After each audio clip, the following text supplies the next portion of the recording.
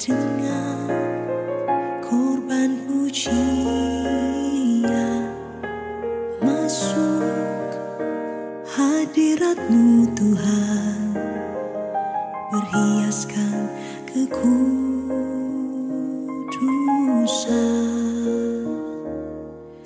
di hadapan hadirat-Mu Tuhan. Ku rasakan kedamaian di hadapan hadirat-Mu Tuhan. Ku nampak keagungan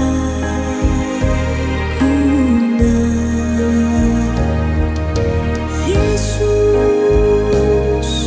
Ku sembah Kau, sujud di hadapan-Mu. Keinginan dalam hidupku hanya untuk menyembah-Mu. Yesus, ku sembah Kau, sujud di hadapan-Mu. Keinginan dalam hidupku hanya untuk menyembah-Mu.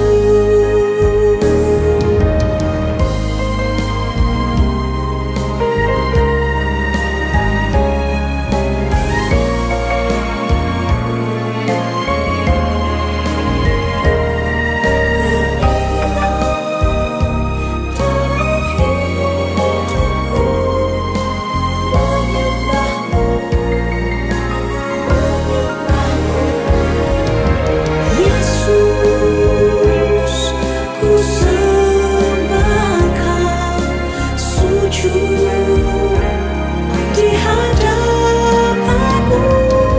Keinginan dalam hidupku hanya untuk menyembah-Mu. Keinginan dalam hidupku hanya untuk menyembah-Mu. Keinginan dalam hidupku hanya untuk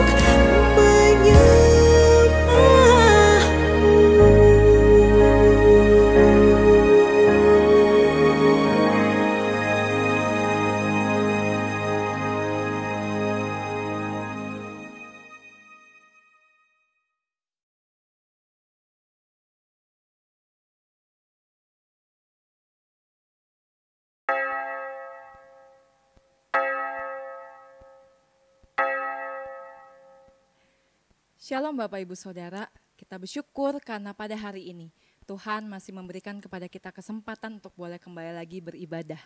Kita bersyukur karena Tuhan masih mengundang kita untuk boleh hadir, masuk ke dalam hadirat Tuhan. Mari Bapak Ibu Saudara, saya mengajak kita semua boleh mempersiapkan hati dan diri kita untuk masuk ke dalam hadirat Tuhan. Mari kita bersama-sama bersaat teduh.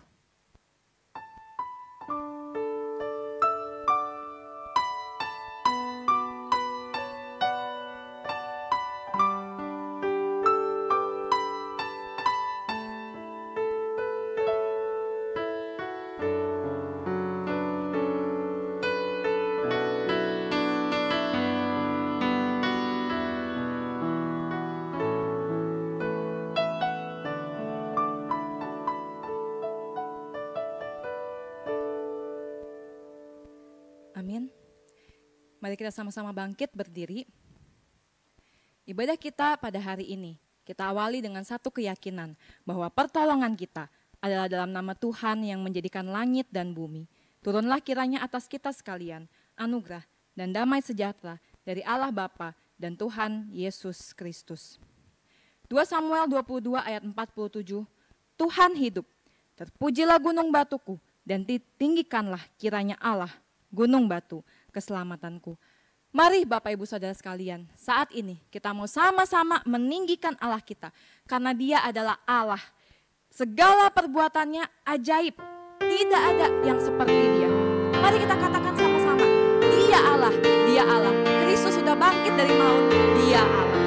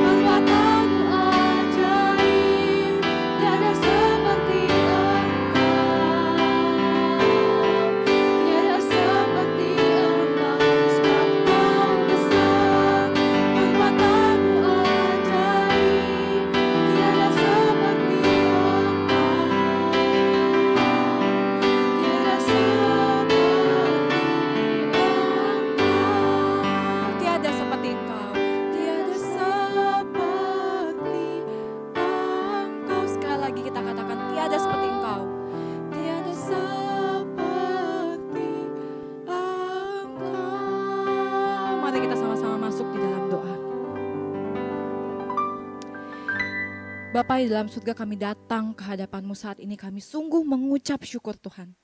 Karena Engkau adalah Allah kami.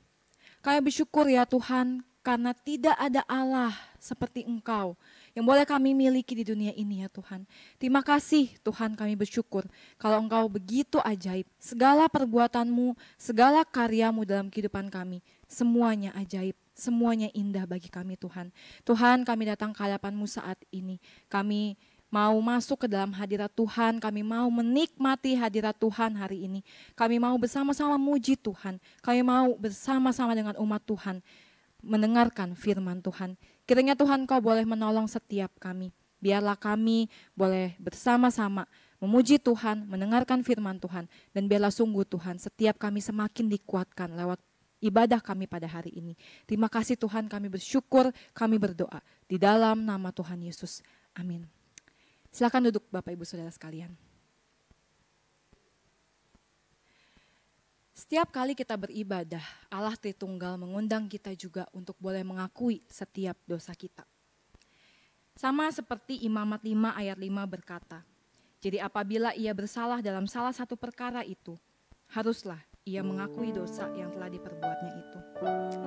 Mari Bapak Ibu Saudara, saat ini kita merendahkan diri kita di hadapan Tuhan.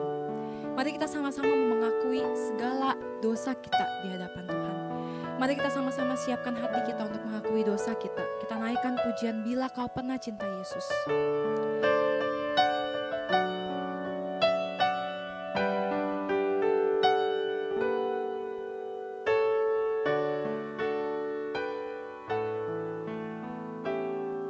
Sama-sama, bila kau pernah cinta Yesus. Bila kau pernah cinta Yesus, ngapa tak cinta Dia sekarang? Meski kau telah menjauhkan Dia, kasih-Nya tak berubah. Oh, dengarlah panggilannya. Oh, dengarlah panggilannya. Harap kau lekas pulang. Bila kau pernah cinta Yesus, haruslah lebih cinta. Sekali lagi kita katakan, bila kau pernah cinta Yesus. Bila kau pernah cinta Yesus, mengapa tak cinta Dia sekarang? Meski kau telah menjauhkan Dia, kasih-Nya tak berubah.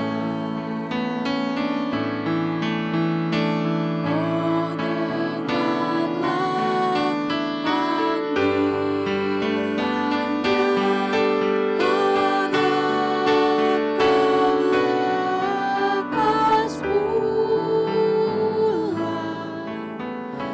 Bila kau pernah cinta Yesus, haruslah lebih cinta. Oh, dengarlah panggilannya.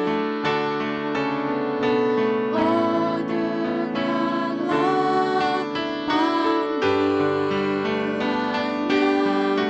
Harap kau lekas pulang. Bila kau pernah cinta Yesus, haruslah lebih cinta. Bapak Ibu Saudara, kita diberikan waktu dan kesempatan saat ini untuk secara pribadi mengakui segala dosa kita di hadapan Tuhan. Mari rendahkan diri kita, mari kita datang ke hadapan Tuhan dan kita akui segala dosa kita di hadapan Tuhan secara pribadi.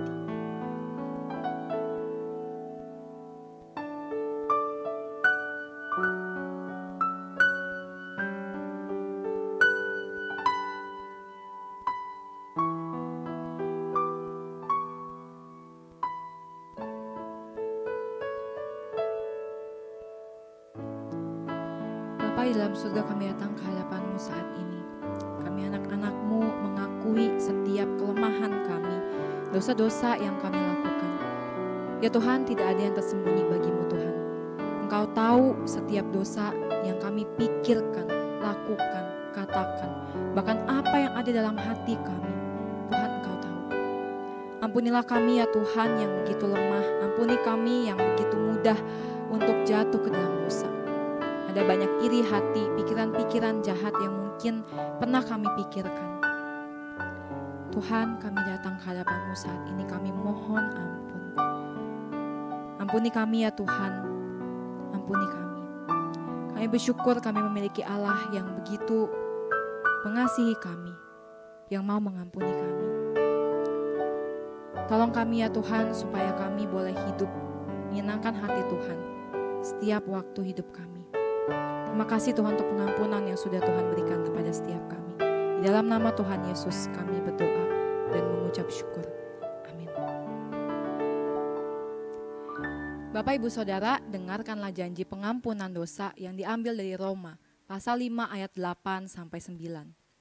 Akan tetapi Allah menunjukkan kasih-Nya kepada kita, oleh karena Kristus telah mati untuk kita ketika kita masih berdosa. Lebih-lebih, karena kita sekarang telah dibenarkan oleh darah-Nya, kita pasti akan diselamatkan dari murka Allah. Mari Bapak Ibu Saudara, saat ini kita bangkit berdiri, kita akan bersama-sama dengan umat Tuhan di segala abad dan tempat, mengikrarkan pengakuan iman kita, pengakuan iman rasuli. Aku percaya kepada Allah, Bapa yang Maha Kuasa, Khalik langit dan bumi, dan kepada Yesus Kristus, anaknya yang tunggal Tuhan kita, yang dikandung dari Roh Kudus, lahir dari anak darah Maria, yang menderita sengsara di bawah pemerintahan Pontius Pilatus, disalibkan, mati dan dikuburkan, turun ke dalam kerajaan maut. Pada hari yang ketiga, bangkit pula dari antara orang mati. Naik ke surga, duduk di sebelah kanan Allah, Bapa yang Maha Kuasa. Dan dari sana Ia akan datang untuk menghakimi orang yang hidup dan yang mati. Aku percaya kepada Roh Kudus, gereja yang kudus dan am, persekutuan orang kudus, pengampunan dosa, kebangkitan tubuh, dan hidup yang kekal. Amin. Tiba saatnya kita untuk bersama-sama memberikan persembahan. Persembahan dapat diberikan melalui media elektronik ataupun juga menggunakan amplop yang kemudian dapat diberikan ke gereja. Kita akan sama-sama menaikkan satu pujian sebagai satu komitmen kita juga untuk kita mau hidup bagi Tuhan. Kita naikkan pujian ini, Ku hidup bagimu.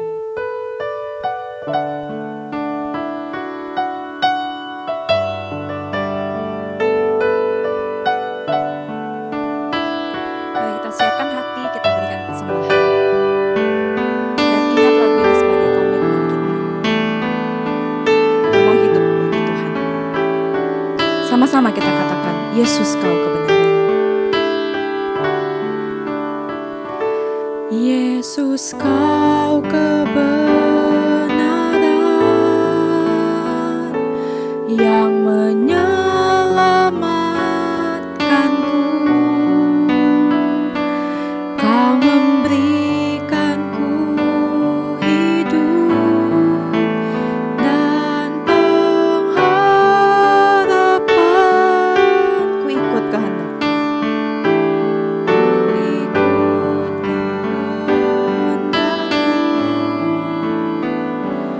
Ku perlu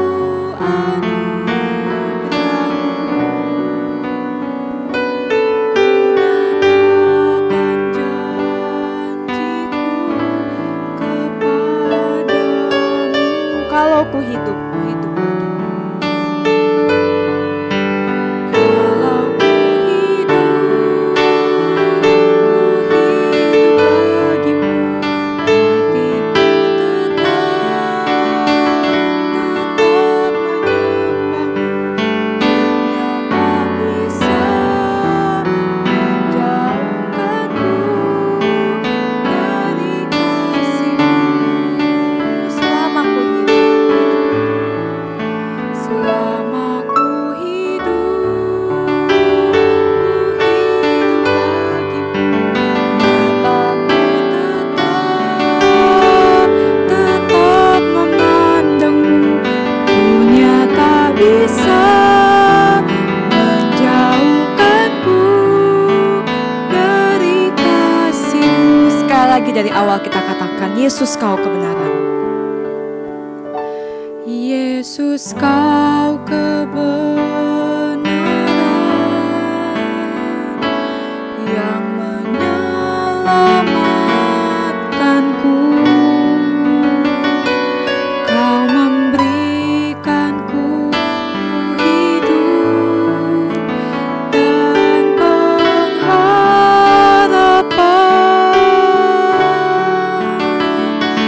Ku ikut kehendak-Mu.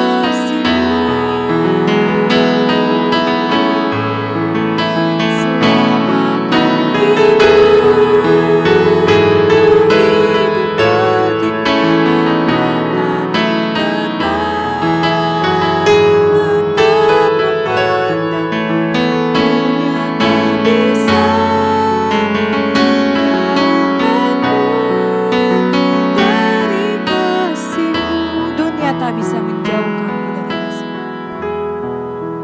Dunia tak bisa menjauhkanku dari kasih-Mu. Mari kita sama-sama berdoa. Bapa yang dalam surga, terima kasih, kami bersyukur ya Tuhan untuk kesempatan yang Tuhan berikan. Kalau kami boleh bersama-sama memberikan persembahan saat ini. Inilah ungkapan syukur kami Tuhan, atas pimpinan Tuhan yang tidak pernah habis dalam kehidupan kami. Atas anugerah Tuhan yang boleh kami terima dalam kehidupan kami. Saat ini ya Tuhan, melalui persembahan ini juga ya Tuhan, biarlah kami juga boleh terus ingat bahwa kami mau mempersembahkan seluruh kehidupan kami, supaya sungguh-sungguh hidup kami boleh dipakai Tuhan untuk memuliakan Tuhan. Seluruh kehidupan kami berikan untuk Tuhan. Terima kasih Tuhan, kami bersyukur biarlah Engkau yang boleh memimpin persembahan yang sudah kami berikan ini, supaya boleh dipakai untuk pekerjaan Tuhan di tempat ini. Terima kasih Tuhan, di dalam nama Tuhan Yesus kami berdoa dan bersyukur. Amin. Saat ini kita akan sama-sama mempersiapkan hati kita untuk mendengarkan firman Tuhan. Kita bersyukur karena Kristus sudah boleh bangkit dari antara orang mati. Dan kebangkitan Kristus itu memberikan kita pengharapan. Firman Tuhan menjadi satu jaminan bagi kita, supaya kita boleh terus berharap di dalam Tuhan. Mari kita sama-sama menaikkan pujian ini. Firman-Mu, pelita bagi kakiku. Firman-Mu, pelita bagi kakiku, terang bagi jalanku. Firman-Mu, Firman-Mu, pelita bagi kakiku, terang bagi jalanku. Waktu ku bimbang,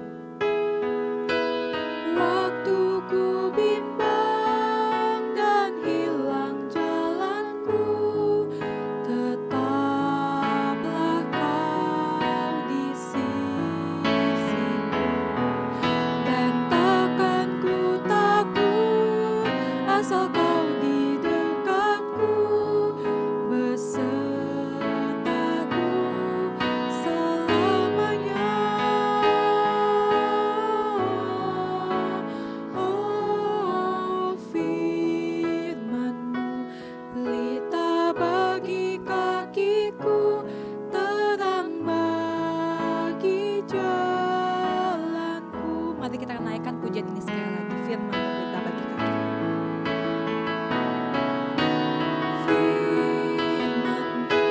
pelita bagi kakiku. Firman-Mu, pelita bagi kakiku, terang bagi jalanku. Firman-Mu, pelita bagi kakiku, terang bagi jalanku. Waktu ku bimbang,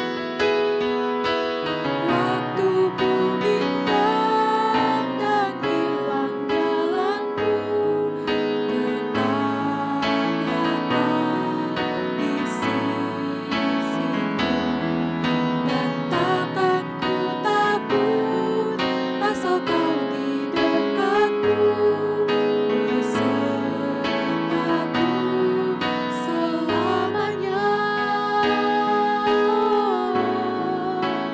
Oh, firman-Mu, pelita bagi kakiku, terang bagi jalanku. Terang bagi jalanku. Terang bagi jalanku.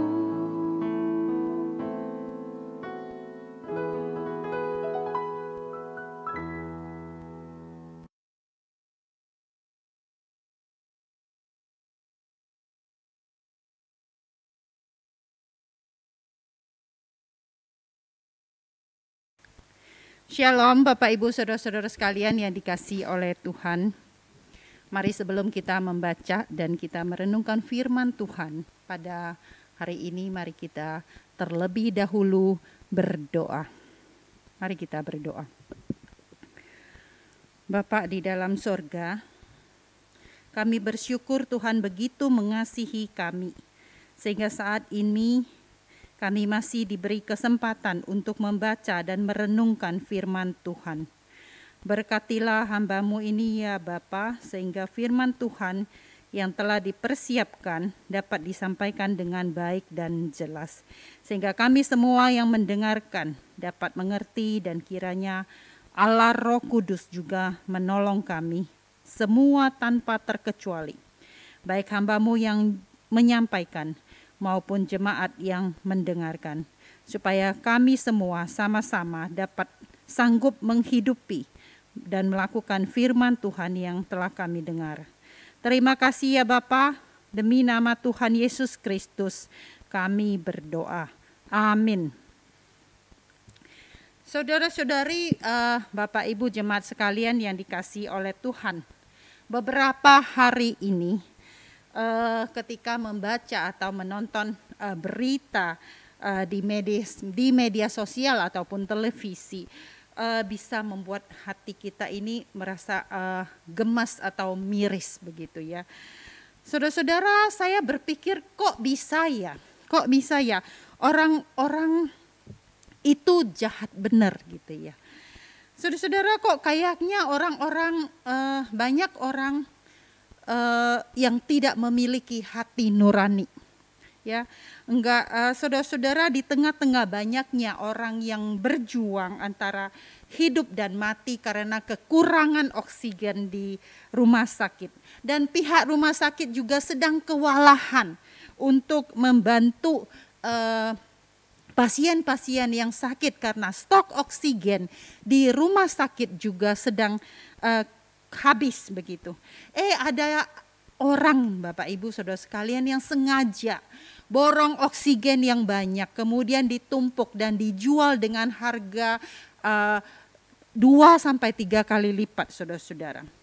Saudara-saudara, di tengah-tengah orang butuh vaksin supaya punya antibodi yang kuat untuk melawan virus COVID, supaya pemerintah terus berusaha menggalakkan vaksinasi supaya terjadi herd immunity dan pandemi bisa berakhir. Saudara-saudara, ada orang yang tega memalsukan vaksin.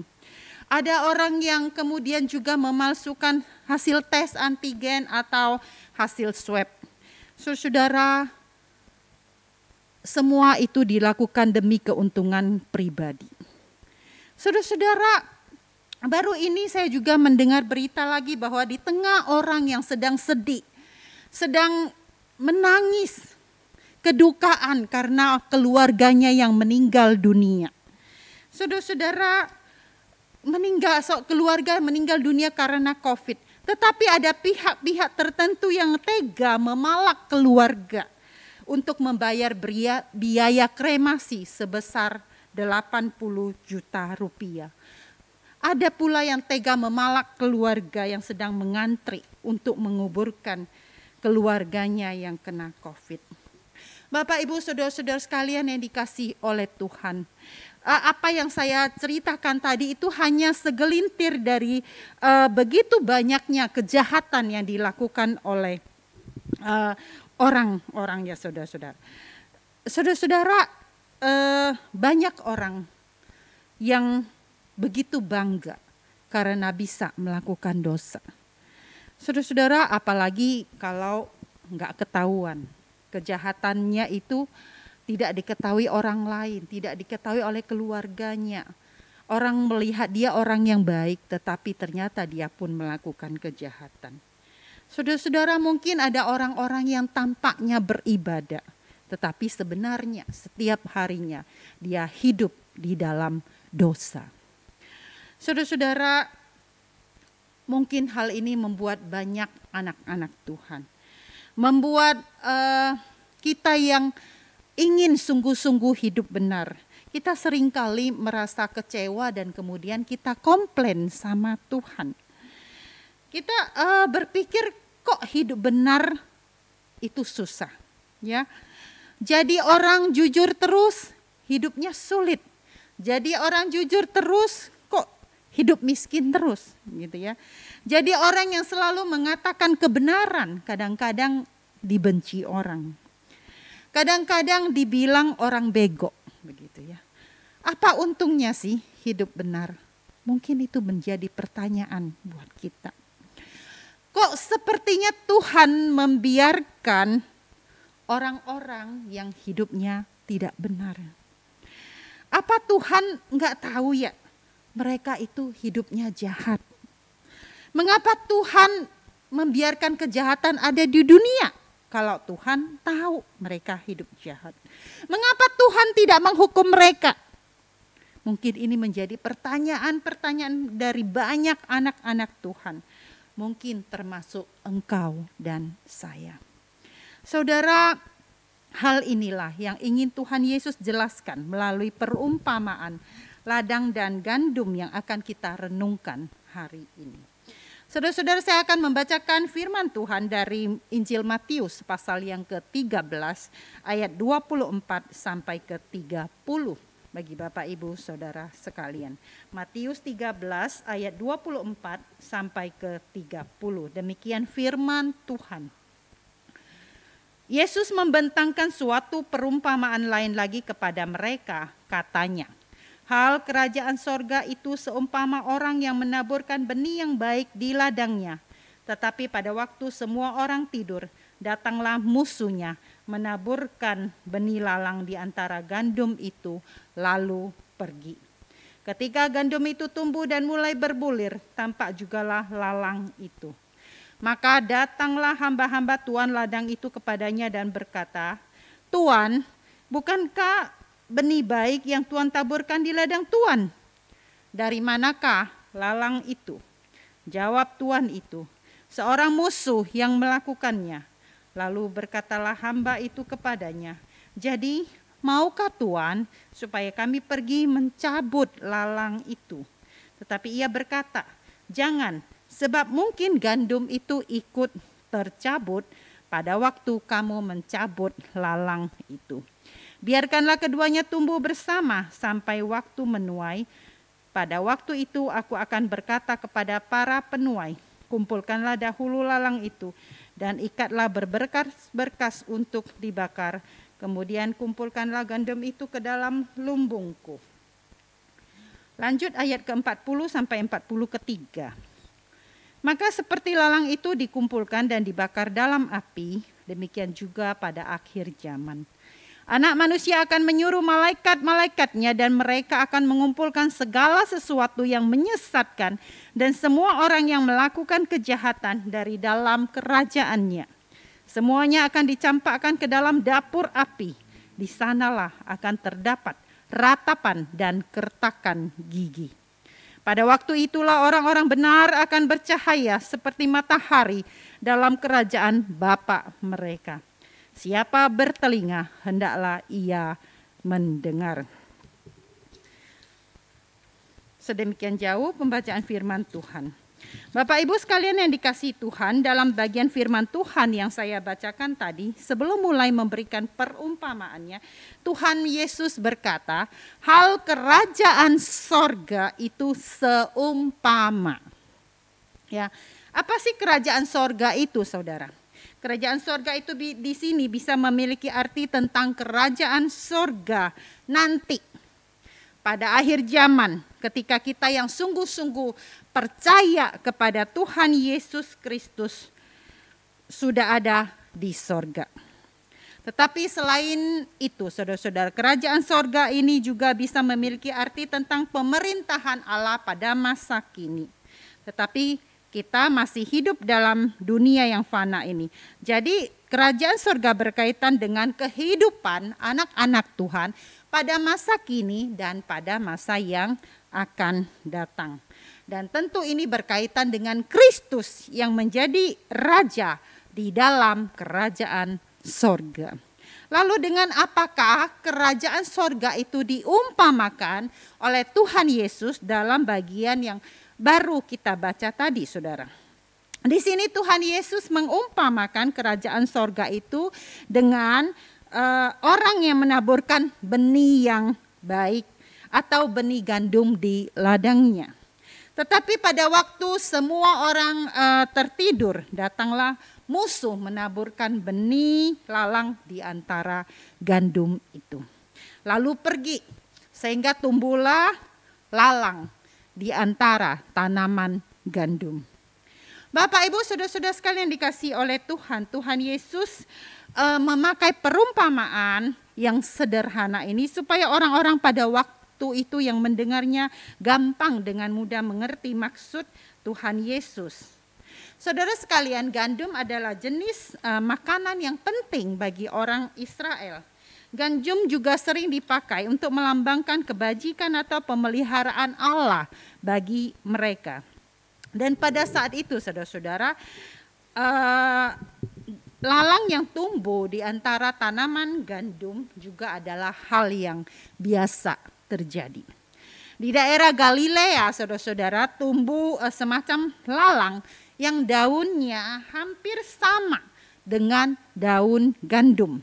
Sehingga seringkali orang awam pada umumnya gitu ya, bukan petani, seringkali sulit membedakan mana gandum, mana lalang. Para petani menyebut lalang itu musuh. Ya, karena lalang itu sangat mengganggu pertumbuhan daripada gandum. Dan celakanya bulir lalang yang mengandung racun itu selalu tumbuh bersama-sama dengan gandum. Tetapi bulir lalang itu berlainan dengan bulir gandum, beda gitu ya. Dan orang baru dapat membedakan antara lalang, mana itu gandum, ketika gandum dan lalang itu mulai berbulir, akan tampak bedanya. Saudara-saudara yang suka berkebun gitu ya, tentu tahu bagaimana gemasnya perasaan kita ketika kita melihat ada tanaman lain yang tiba-tiba tumbuh di antara tanaman yang kita sukai. Selain mengganggu mata kita, saudara-saudara, tanaman liar itu juga biasanya menghisap sari makanan yang seharusnya hanya dikonsumsi oleh tanaman yang memang sedang kita pelihara. Maka tak heran dan sangat wajar jika kebanyakan orang ketika melihat tanaman liar akan segera mencabut tanaman liar itu. Saudara, bukankah kita juga sering tidak sabar menantikan orang-orang jahat segera dihukum oleh Tuhan? Kita maunya mereka segera mati saja. Kita maunya mereka segera dapat kutukan dari Tuhan.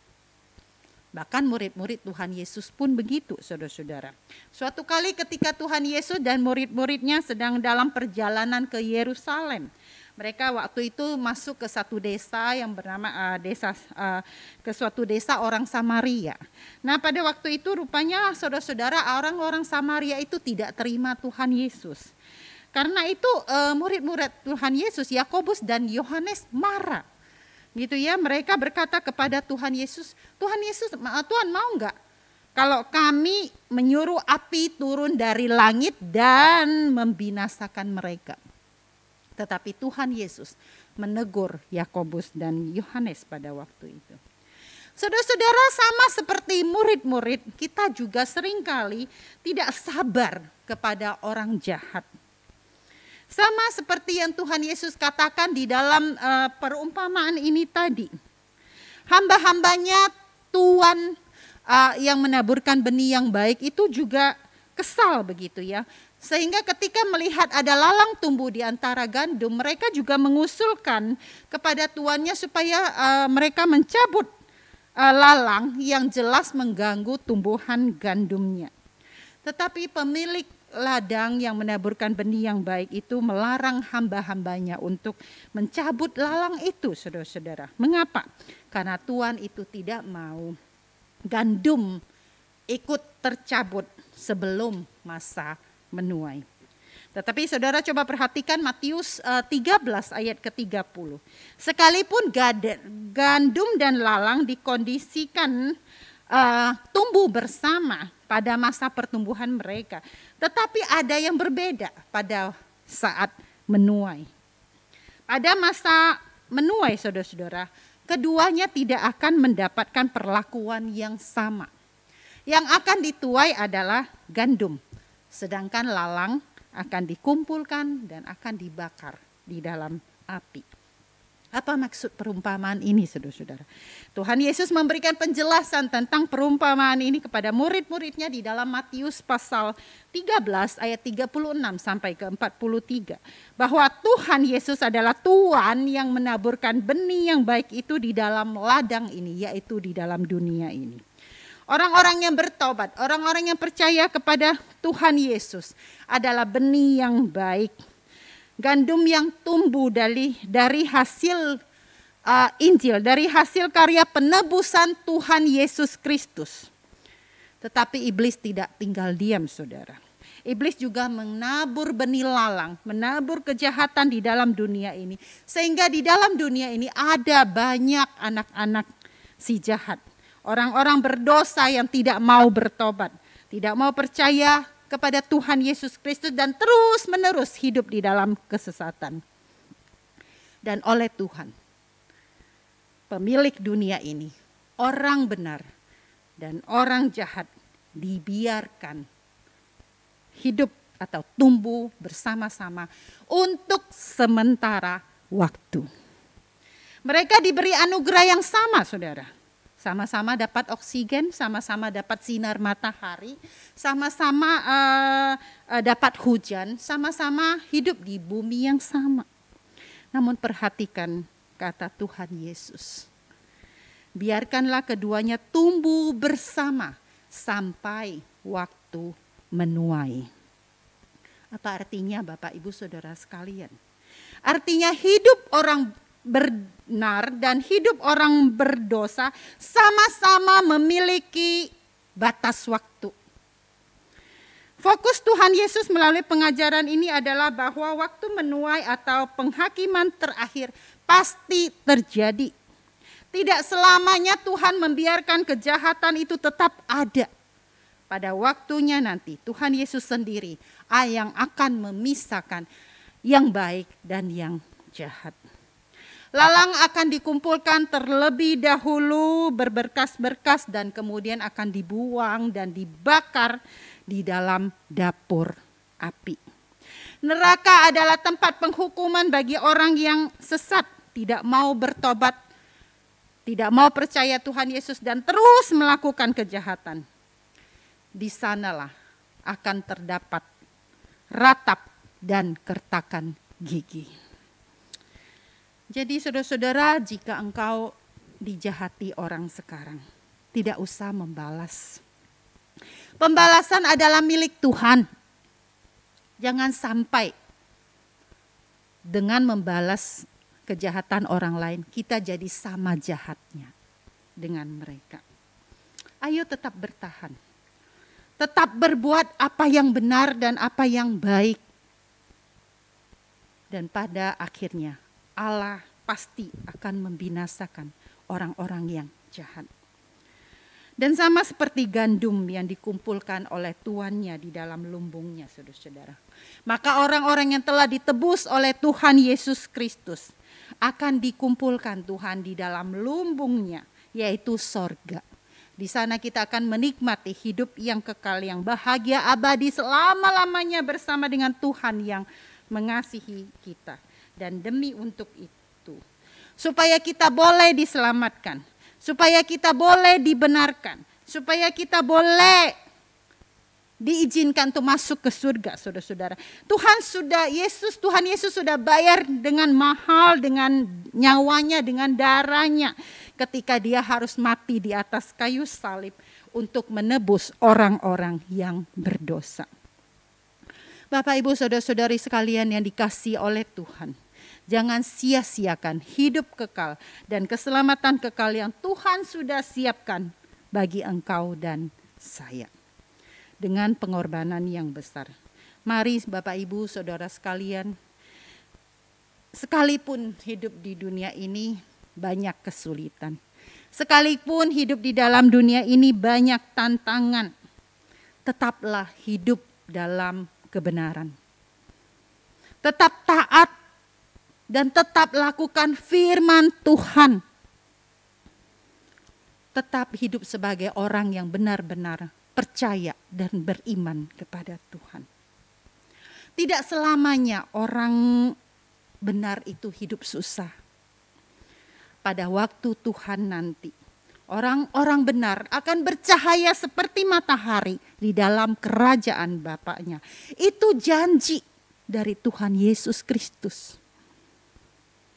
Masalahnya sekarang Bapak Ibu Saudara sekalian dikasih oleh Tuhan, kita nanti kedapatan sebagai lalang atau sebagai gandum.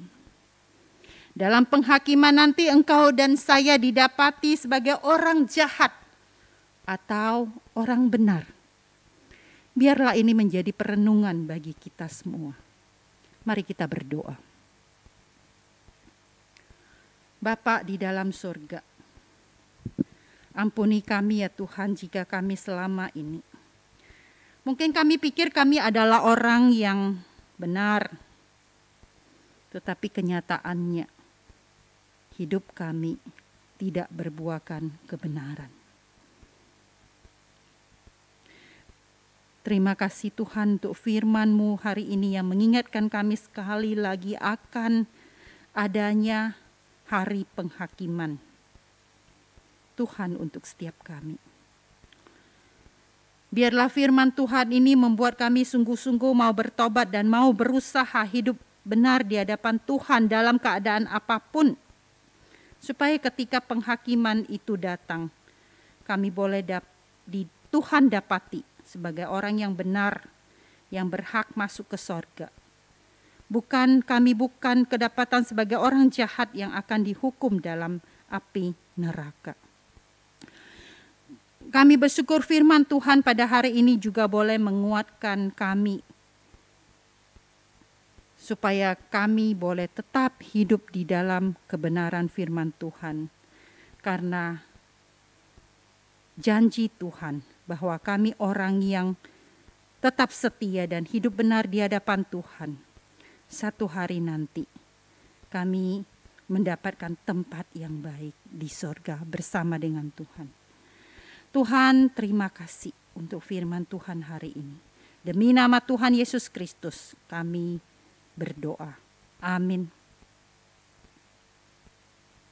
Shalom Bapak Ibu Saudara-saudara sekalian yang dikasihi oleh Tuhan. Apa kabar semuanya Bapak Ibu Saudara-saudara sekalian? Saya terus berharap dan berdoa Bapak Ibu jemaat sekalian selalu dalam keadaan baik dan sehat. Bapak Ibu, kondisi COVID pada saat ini di Indonesia pada umumnya dan juga di Jambi pada khususnya memang dalam keadaan yang kurang baik dan semakin memprihatinkan. Banyak orang-orang di sekitar kita, banyak orang-orang yang kita kenal pada saat ini mungkin dalam keadaan positif COVID.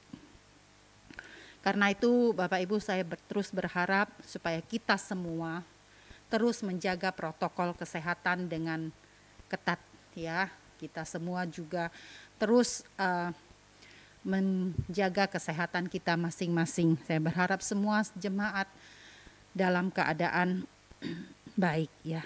Tetapi Bapak Ibu saya juga ingin menyampaikan jika ada di antara kita yang pada saat ini dalam keadaan sakit Bapak Ibu Saudara sekalian, biarlah kita juga jangan putus harap ya. Bapak Ibu, ada Tuhan yang mengasihi Bapak Ibu Saudara sekalian. Tetap menaruh pengharapan kepada Tuhan, ya tetap beriman kepada Tuhan. Ya, mari kita tetap bergantung dan bersandar kepada Tuhan. Ya, saya terus berharap di masa-masa seperti ini kita bukannya semakin menjauhkan diri kepada Tuhan, tetapi kita malah makin dekat dengan Tuhan. Karena itu saya mengundang Bapak Ibu Saudara sekalian untuk kita tetap setia ikut dalam persekutuan doa Rabu malam pukul 18.30. Kita ikut persekutuan doa dari GKY Mangga Besar Jakarta. Saya berharap Bapak Ibu tetap setia ikut dalam persekutuan doa Rabu malam. Kemudian hari Minggu saudara-saudara, biarlah kita juga terus mempersiapkan hati kita setiap minggu setia beribadah kepada Tuhan dalam setiap kebaktian umum ya, baik kebaktian umum yang disiapkan oleh GKY Jambi sendiri ataupun kebaktian umum melalui kita ikut dari GKY Mangga Besar Jakarta. Kemudian untuk anak-anak kita, anak-anak sekolah minggu, anak-anak remaja. Gereja juga terus mempersiapkan ibadah sekolah minggu, ibadah untuk remaja dan pemuda. Biarlah semuanya tetap setia mengikut setiap persekutuan dan kebaktian yang ada. Kita berharap dengan mengikuti kebaktian, dengan mengikuti persekutuan yang ada, iman kita makin hari makin bertumbuh, ya. Jadi sekalipun masa pandemi, tetapi iman kita tidak goyah. Kita makin hari makin dekat Tuhan, makin menjadi orang-orang yang makin setia, makin hidup benar, dan makin berkenan kepada Tuhan. Kiranya Tuhan menolong kita semua, Bapak Ibu Saudara-saudara sekalian. Baik, pada saat ini saudara-saudara, kita akan mengakhiri ibadah kita. Dengarkanlah ayat pengutusan yang diambil dari 1 Korintus pasal 15 ayat ke-58. Karena itu saudara-saudaraku yang kekasih, berdirilah teguh, jangan goyah dan giatlah selalu di dalam pekerjaan Tuhan. Sebab kamu tahu bahwa dalam persekutuan dengan Tuhan, jerih payahmu tidak sia-sia. Doksologi.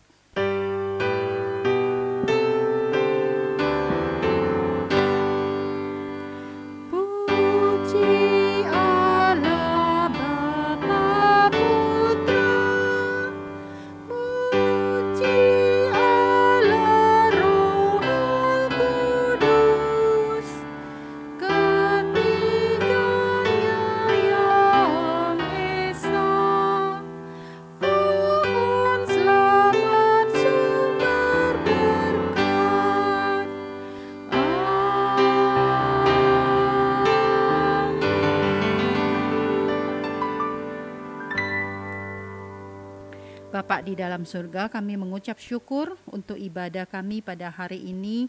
Terima kasih untuk semua berkat rohani yang boleh kami dapati melalui ibadah pada hari ini.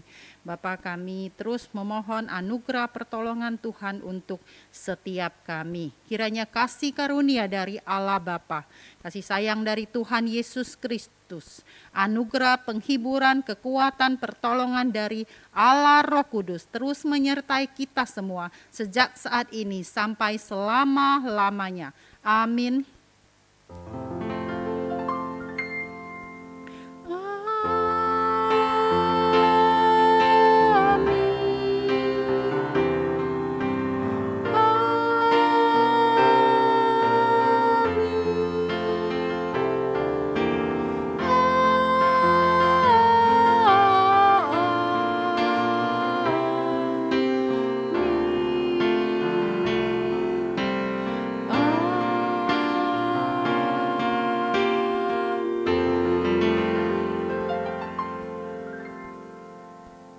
Amin. Bapak Ibu, kebaktian kita selesai. Ambil waktu teduh. Tuhan Yesus memberkati Bapak Ibu Saudara sekalian dimanapun berada.